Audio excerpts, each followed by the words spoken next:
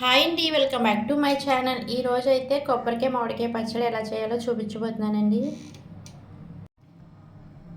ముందుగా స్టవ్ అంటించి కళాయి పెట్టుకొని అందులో ఒక 4 స్పూన్ల నూనె వేసి, నూనె వేడెక్కిన తర్వాత ఒక 2 స్పూన్ల మినప్పప్పు, ఒక స్పూన్ ఆవాలు, ఒక 8 ఎండుమిరపకాయలు వేసి వీటిని వేయించుకోవాలి.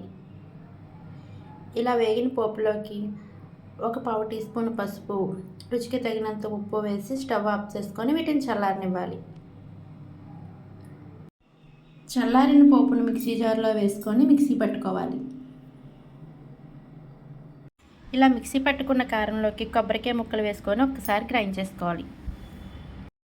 కొబ్బరికాయ ముక్కలు మిక్సీ పట్టుకున్న తర్వాత ఇందులోనే మామిడికాయ ముక్కలు కూడా వేసేసుకొని మరొకసారి గ్రైండ్ చేసుకోవాలి. ఇలా రెడీ అయిన పచ్చడిని ఒక బౌల్లోకి తీసుకొని పైన పోపు వేసుకుంటే ఎంతో టేస్టీ అయిన కొబ్బరికాయ మామిడికాయ పచ్చడి అయితే రెడీ అండి. మీరు కూడా ఇలా ఒకసారి అయితే ట్రై చేయండి. ఈ వీడియో కనుక మీకు నచ్చినట్లయితే లైక్ చేసి మా ఛానల్ని అయితే సబ్స్క్రైబ్ చేసుకోండి.